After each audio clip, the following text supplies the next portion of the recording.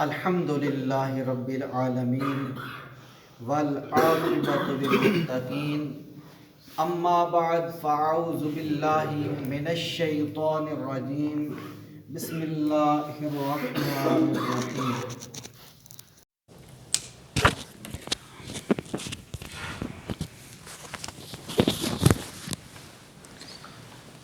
وَإِذْ فَرَقْنَا بِكُمُ الْبَحْرَ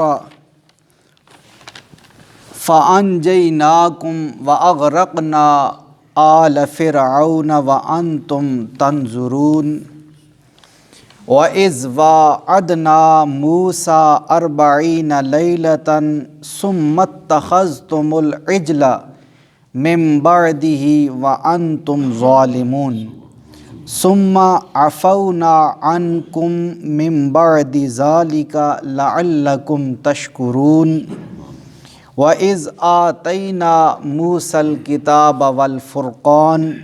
وَالْفُرْقَانَ لَعَلَّكُمْ تَهْتَدُونَ صدق اللہ العظیم ان اللہ وملائکتہ یصلون علی النبی یا ایہا الذین آمنوا صلوا علیہ وسلموا تسلیما الصلاۃ والسلام علیک یا سیدی یا رسول اللہ الصلاۃ والسلام علیک یا سیدی یا حبیب اللہ۔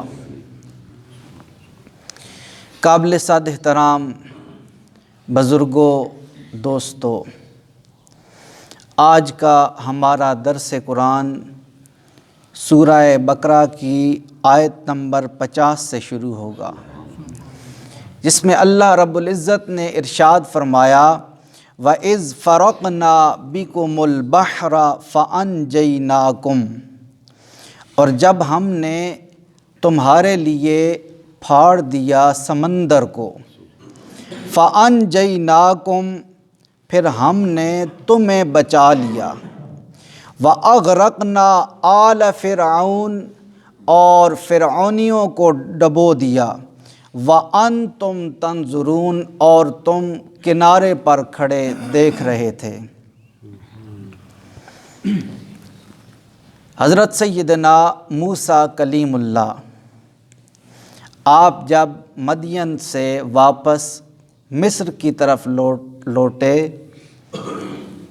تو رستے میں اللہ رب العزت نے آپ کو نبوت و رسالت سے سرفراز فرما دیا۔ واپس جب آپ مصر پہنچے، آپ نے 40 سال تک فرعونیوں کو دعوت حق دی، لیکن پھر بھی جب وہ دعوت حق کو انہوں نے قبول نہ کیا تو حضرت سیدنا موسیٰ کلیم اللہ نے اللہ رب العزت کی بارگاہ میں التجا کی کہ اے خالق کائنات، اب بنی اسرائیل کو فرعون سے نجات عطا فرما دے۔ اللہ رب العزت نے حضرت موسیٰ کلیم اللہ کو ہدایت فرمائی کہ پھر راتوں رات بنی اسرائیل کو لے کر مصر سے ہجرت کر جاؤ۔ اب حضرت سیدنا موسیٰ کلیم اللہ راتوں رات بنی اسرائیل کو لے کر ہجرت کر گئے، اور آپ کی منزل فلسطین تھی، آپ نے جانا فلسطین تھا۔ اب جب آپ وہاں سے ہجرت کرنے لگے تو آپ کی عمر مبارک 80 سال تھی، اور آپ کے بھائی حضرت ہارون علیہ السلام کی عمر 83 برس تھی، اور آپ کے ساتھ 6,70,000 کا لشکر تھا بنی اسرائیل کا، جنہوں نے آپ کے ساتھ ہجرت کی۔ اب یہ بہت بڑا لشکر جب اس نے ہجرت شروع کی، تھوڑی آگے گئے تو آگے جا کے رستہ بھول گئے۔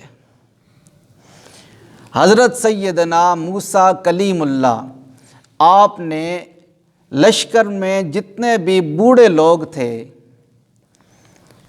انہیں آگے بلایا اور کہا کہ تمہارا تو یہ رستہ جانا پہچانا ہے، تم تو ان رستوں سے کئی دفعہ گزرے ہوگے، تمہاری تو عمر یہاں گزر گئی ہے، اس کے باوجود تم یہ رستہ کیوں بھول رہے ہو؟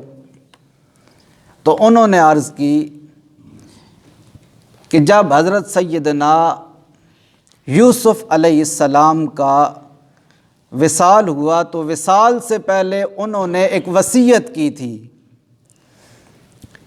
کہ میرے وصال کے بعد یہ مجھے مصر میں ہی دفنا دیں گے، اور اے بنی اسرائیل والو، جب تم مصر سے ہجرت کرنے لگو تو میرا تابوت بھی ساتھ لے جانا اور واپس میرے آباء و اجداد کے ساتھ مجھے دفن کر دینا۔ اتنا عرصہ گزر گیا لیکن ہم حضرت سیدنا یوسف علیہ السلام کی اس وصیت پہ عمل نہ کر سکے، شاید اسی وجہ سے ہم رستہ بھول رہے ہیں۔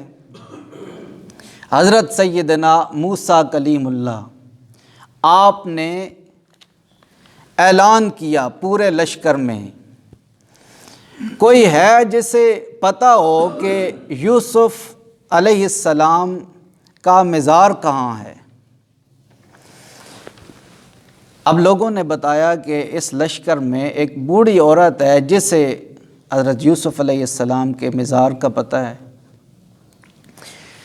اب حضرت موسیٰ کلیم اللہ اس بوڑھی عورت کے پاس گئے اور اس سے پوچھا کہ حضرت سیدنا یوسف علیہ السلام کا مزار کہاں ہے؟ کیا سوال کیا؟ آپ ذرا سوال کی طرف توجہ فرمائیں۔ حضرت موسیٰ کلیم اللہ نے سوال کیا، اماں جی حضرت یوسف علیہ السلام کا مزار کہاں ہے؟ اور آج یہی سوال کون کرتا ہے؟ ہم کرتے ہیں کہ میاں شیر محمد شرک پوری رحمۃ اللہ تعالیٰ علیہ کا مزار کہاں ہے؟ حضرت داتا علی اجویری کا مزار کہاں ہے؟ حضرت بابا فرید الدین گنج شکر رحمۃ اللہ تعالیٰ علیہ کا مزار کہاں ہے؟ تو گویا انبیاء کی سنت اللہ کریم نے ہمارے اندر رکھ دی۔ اب جب حضرت موسیٰ کلیم اللہ نے یہ سوال کیا تو بوڑھی اماں کہنے لگی، موسیٰ مجھے پتہ ہے کہ ان کا مزار کہاں ہے۔ حضرت موسیٰ نے کہا پھر بتائیں مزار کہاں ہے تاکہ ہم اپنی منزل کی طرف رواں ہوں۔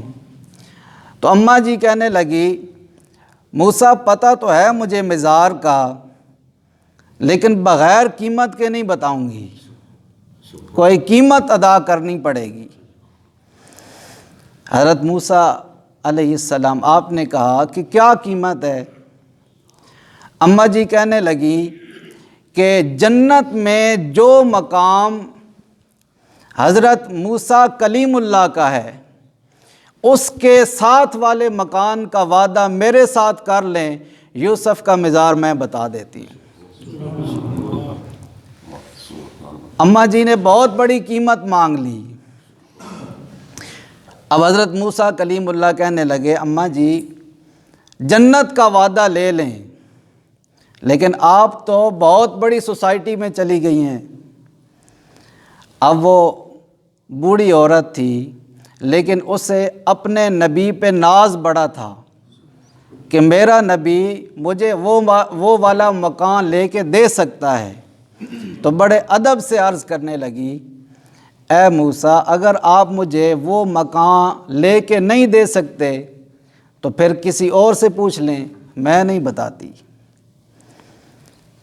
اب حضرت موسیٰ کلیم اللہ خاموش ہو گئے۔ اب جب حضرت سیدنا موسیٰ کلیم اللہ خاموش ہوئے تو اللہ کی طرف سے وحی آ گئی، موسیٰ جو میری بندی کہہ رہی ہے تم اس کے ساتھ وعدہ کر لو، وہ وعدہ میں پورا کر دوں گا۔ اس لیے کہتے ہیں کہ جب اللہ رب العزت کی بارگاہ میں دعا مانگیں تو یوں نہ مانگیں کہ چاہے دے چاہے نہ دے، بلکہ اللہ رب العزت سے دعا مانگیں تو یہ مانگیں، اے خالق کائنات ہم تیری بارگاہ میں آئے ہیں، تو ہی ہمیں عطا کر، اگر تو ہمیں عطا نہیں کرے گا تو ہم کس کی چوکھٹ پہ جائیں گے؟ اور اپنے رب سے شوق سے مانگیں اور اپنے رب سے دل جمی سے مانگیں اور اپنے پیارے نبی امام الانبیاء صلی اللہ علیہ وآلہ وسلم کی ذات پہ ناز کر کے مانگیں کہ میں ان کا امتی ہوں۔ جب بنی اسرائیل کی ایک بوڑھی عورت حضرت موسیٰ کلیم اللہ کے وسیلے سے اپنے دل کی بات منوا سکتی ہے تو آپ سب سے بہترین امت ہو کر امام الانبیاء صلی اللہ علیہ وآلہ وسلم کے وسیلے سے بھی اپنی بات منوا سکتے ہیں۔ لیکن اپنے نبی پہ ناز ہونا چاہیے، اپنے نبی سے محبت ہونی چاہیے۔ حضور کا در تو وہ در ہے کہ سرکار کا در ہے در شاہاں تو نہیں، سرکار کا در ہے در شاہاں تو نہیں، مانگ لیا جو مانگ لیا اور بھی کچھ مانگ۔ اور وہ لوگ جو کہتے ہیں کہ کرم ان کا ہے محدود، ان لوگوں کی باتوں پہ نہ جا اور بھی کچھ مانگ۔ دے سکتے ہیں وہ کیا کچھ کہ وہ کچھ دے نہیں سکتے، اس بحث میں نہ پڑ ہوش میں آ اور بھی کچھ مانگ۔ اور جھولی ہی میری تو تنگ تھی، کیا مانگتا ان سے، وہ تو کہتے رہے مانگ ذرا اور بھی مانگ۔ اب جب بوڑھی اماں کی بات مان لی گئی تو اس نے بتایا کہ دریائے نیل میں حضرت یوسف علیہ السلام کا مزار مبارک فلاں جگہ پہ ہے۔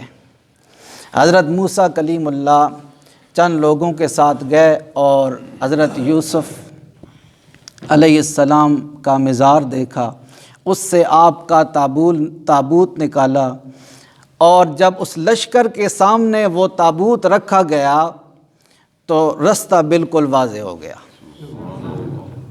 اب حضرت سیدنا موسیٰ کلیم اللہ اپنی منزل کی طرف روانہ ہو گئے۔ اب فلسطین کی طرف ایک رستہ خشک بھی جاتا تھا، لیکن اللہ کی مشیت یہی تھی اور اللہ اپنی قدرت کے کرشمے بنی اسرائیل کو دکھانا چاہتا تھا، لہٰذا رستہ جو تھا وہ دریا والا رستہ اپنایا گیا، اور یہ بہت بڑا لشکر دریائے کلزم کے کنارے جا کے رک گیا، وہاں اس نے پڑاؤ ڈالا۔ اب پیچھے فرعون کو جاسوسوں نے خبر کر دی کہ بنی اسرائیل والے یہاں سے چلے گئے ہیں، بھاگ گئے ہیں، لہٰذا ان کے پیچھے جانا چاہیے اور ان کو پکڑنا چاہیے۔ اب مفسرین نے لکھا کہ فرعون ایک بہت بڑا لشکر، اور تفسیر روح البیان میں لکھا گیا کہ 70 لاکھ کا لشکر لے کے فرعون نکلا، اس کے ساتھ نیزوں والے بھی تھے، تیروں والے بھی تھے، سارے گئے، اور یہاں تک کہ 10 محرم الحرام کا دن تھا تاریخ، اور دن جمعہ کا تھا جب یہ فرعون کا لشکر بنی اسرائیل کے بالکل قریب پہنچ گیا۔ اب آگے دریا تھا اور پیچھے فرعون کا لشکر، اب بنی اسرائیل والے گھبرا گئے۔ حضرت سیدنا موسیٰ کلیم اللہ آپ نے فرمایا گھبراؤ نہیں، ہمارا رب ہمارے ساتھ ہے۔ حضرت سیدنا موسیٰ کلیم اللہ آپ نے اپنا عصا مبارک دریا پہ مارا۔ اب بنی اسرائیل کے 12 قبیلے تھے، اب اللہ نے اپنی قدرت کے کرشمہ یہ دکھایا کہ 12 قبیلوں کے لیے دریا نے 12 رستے بنا دیے، اور ہر رستے کے درمیان ایک پانی کی دیوار اللہ نے کھڑی کر دی۔ اینٹوں کی کھڑی دیوار تو ہم نے دیکھی ہے، لیکن پانی کی کھڑی دیوار کرنے والی ذات کون ہے؟ وہ اللہ رب العزت کی ذات ہے، اور یہ قدرت کا کرشمہ، اپنی قدرت کا کرشمہ اللہ رب العزت نے بنی اسرائیل کو دکھایا۔ اب 12 رستے بن گئے تو ہر قبیلہ ہر رستے سے باہر نکل گیا۔ اب پیچھے فرعون کا لشکر آ رہا تھا۔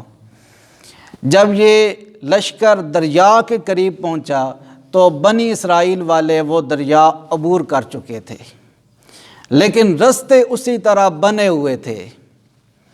فرعون نے کہا کہ جب وہ گزر گئے تو ہم بھی گزر جائیں گے۔ اب جو ہی آگے بڑھا تو اس کا ایک وزیر تھا حامان، جس نے سب سے پہلے اس کو سجدہ کیا۔ کہنے لگا کہ وہ تو گزر گئے ہیں، لیکن تو اس دریا کے اندر جو خشک رستے ہیں ان میں قدم نہ رکھنا، ورنہ تباہ و برباد کر دیا جائے گا۔ بہتر یہ ہے کشتیاں منگواؤ، کشتیوں پہ بیٹھ کے ہم یہ سفر طے کریں گے اور ان تک پہنچیں گے، اور پھر سلامتی سے ہم وہاں تک پہنچ جائیں گے۔ ابھی یہ بات فرعون اور حامان کے درمیان ہو رہی تھی۔ فرعون کو اس کی بات پسند آ گئی کہ ٹھیک ہے کشتیاں منگواتے ہیں۔ ابھی یہ بات ہو رہی تھی، چونکہ لشکر بہت بڑا تھا، تو حضرت جبرائیل امی اچانک ظاہر ہوئے اور آپ ایک گھوڑی پہ تشریف فرما تھے۔ آپ نے اپنی وہ گھوڑی ان خشک رستوں میں ڈال دی۔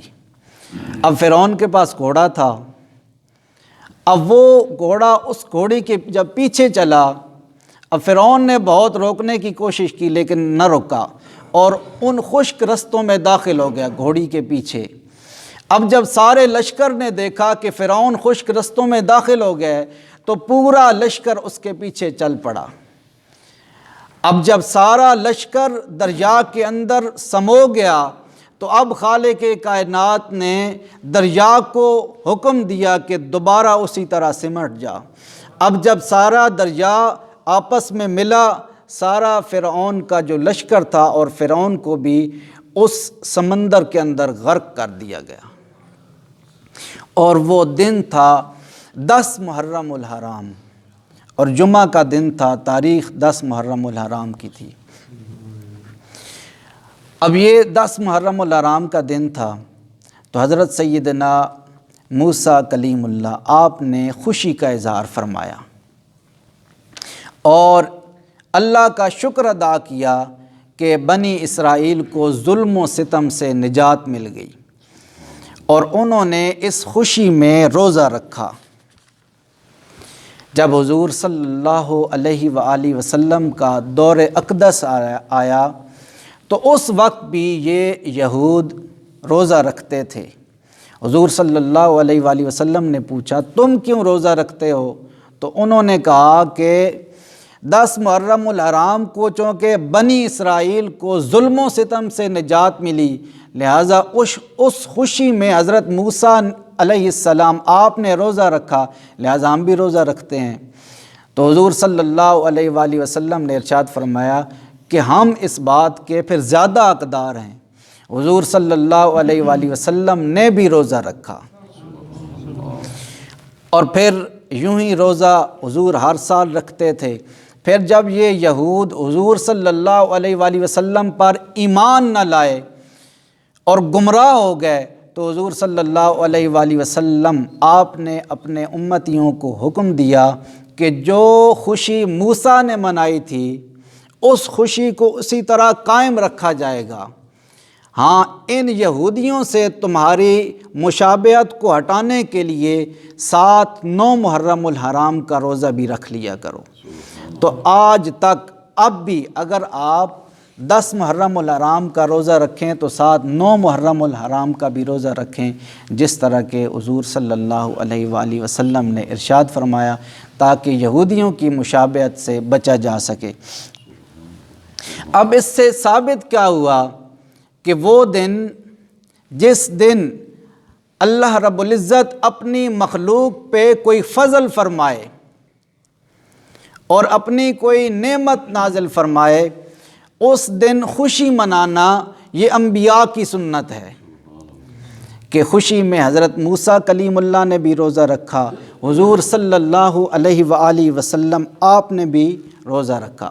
تو جس دن صرف بنی اسرائیل کو ظلم و ستم سے نجات ملی، اس دن خوشی منائی انبیاء نے، لہٰذا یہ سنت ہو گئی انبیاء کی کہ جس دن اللہ رب العزت کا اپنی مخلوق پہ کوئی فضل ہو جائے اس دن خوشی منائی جائے۔ تو جس دن بنی اسرائیل کو ظلم و ستم سے نجات ملی اس دن خوشی منائی انبیاء نے، اور جس دن ساری انسانیت کو ظلم و ستم سے نجات ملی، جس دن ساری انسانیت کو کفر و شرک سے نجات ملی، اس دن خوشی منائی پوری کائنات نے، اور لہٰذا اسی دن کی یادگار آج ہم بھی مناتے ہیں، اور اس دن کو ہم نام دیتے ہیں جشن عید میلاد النبی صلی اللہ علیہ وآلہ وسلم، کیونکہ وہ دن ہی اتنا مبارک تھا کہ ناگہاں ساکن ہواؤں پر روانی آ گئی۔ ناگہاں کہتے ہیں اچانک، ناگہاں ساکن ہواؤں پر روانی آ گئی، اور چمن کے پتے پتے پر جوانی آ گئی، اور آج زانوئے ازل نے صبح پہ انگڑائی لی، مسکرا کے ایک کرن نے ہاتھ میں شہنائی لی، محزن اسرار قدرت کے امی پیدا ہوئے، غل ہوا دنیا میں ختم المرسلین پیدا ہوئے۔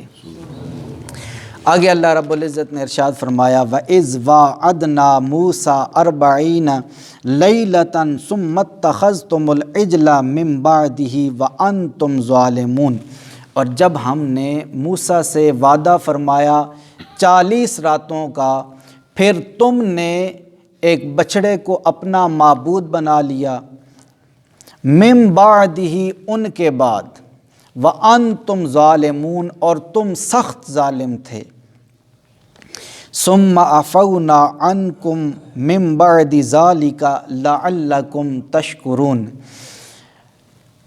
اب بنی اسرائیل نے اللہ رب العزت کی قدرت کا بہت بڑا کرشمہ دیکھا تھا کہ دریا نے 12 رستے بھی بنا دیے، اور پھر بنی اسرائیل کو بحفاظت وہاں سے نکال لیا، اور پھر فرعون کو ڈبو دیا گیا۔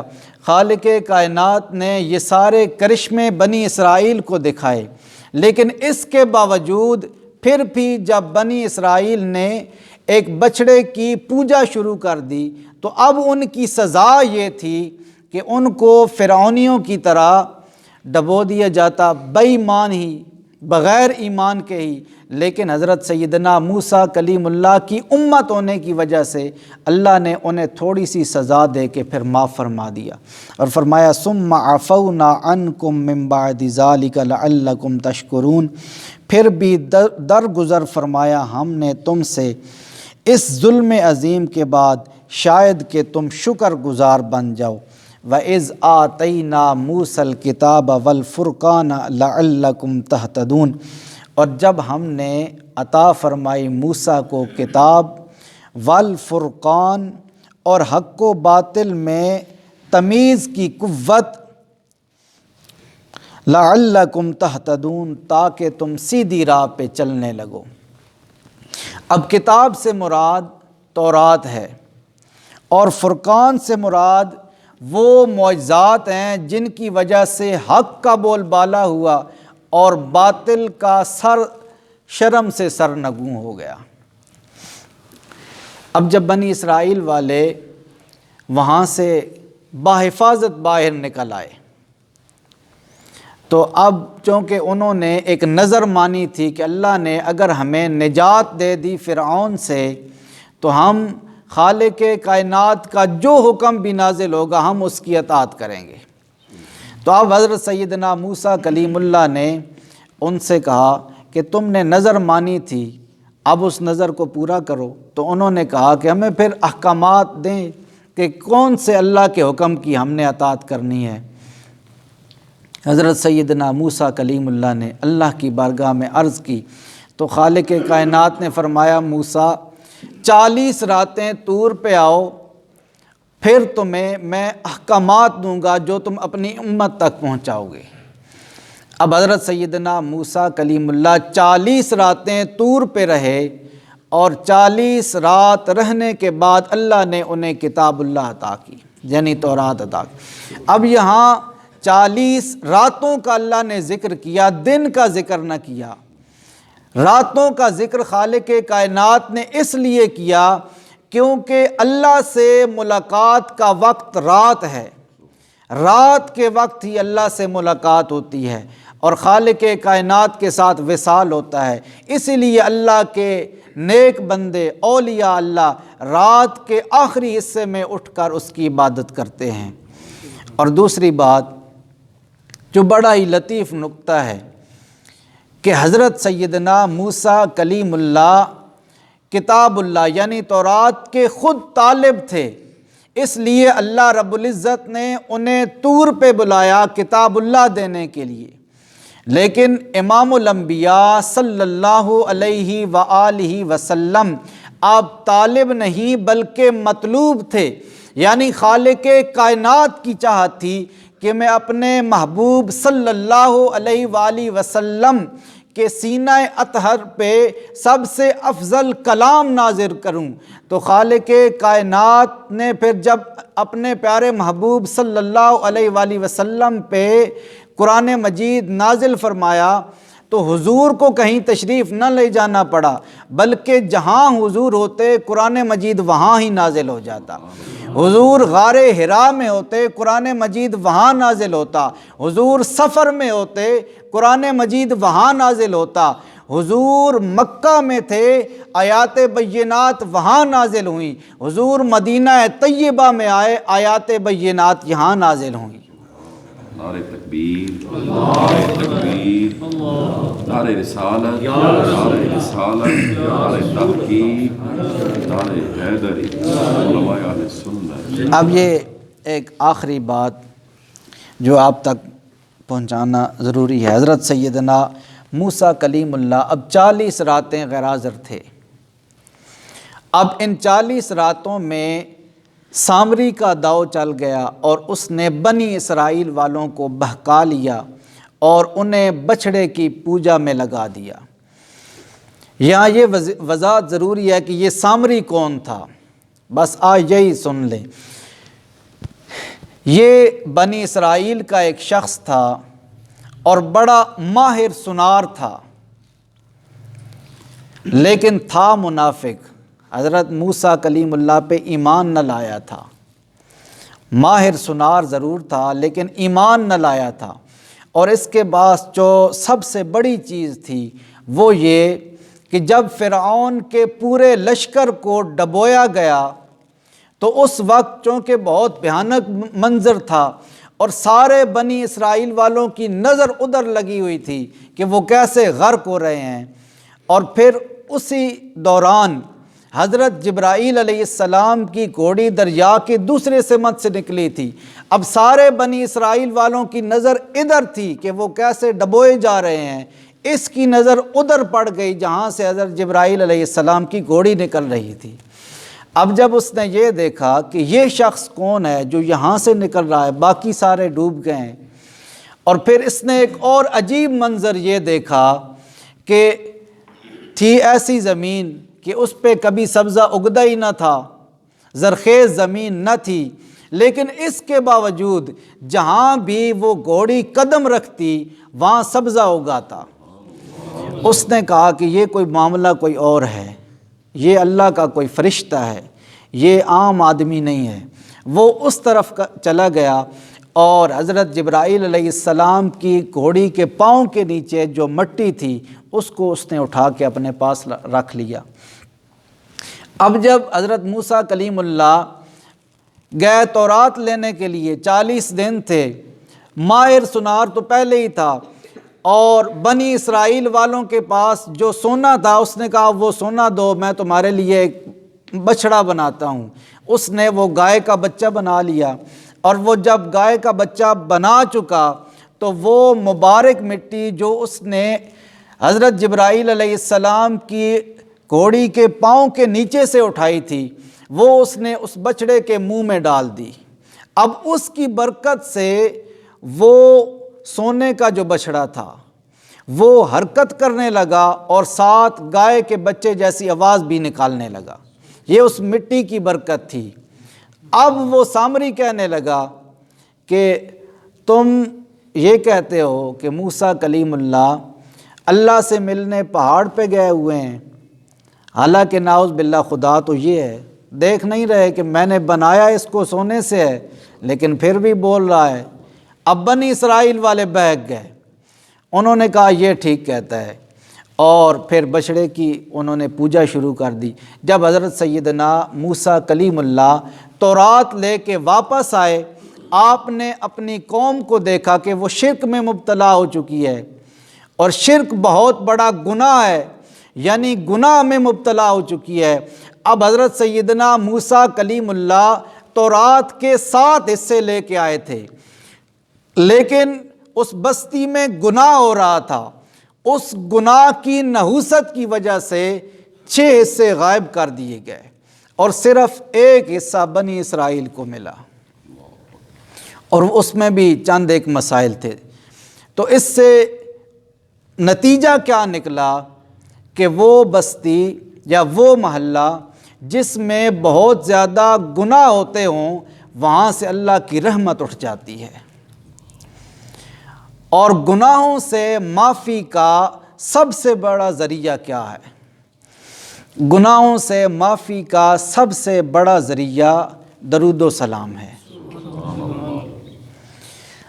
آپ کی اس مسجد میں ہر ہفتے جمعرات کو درود و سلام کی محفل ہوتی ہے، آپ اس محفل پاک میں ضرور شرکت ہوں، اور تاکہ اس محفل پاک کی برکت سے آپ کے گھروں میں، آپ کے محلے میں، بلکہ آپ کے پورے ملک میں اللہ کی رحمتوں کی اور برکتوں کی برسات ہو۔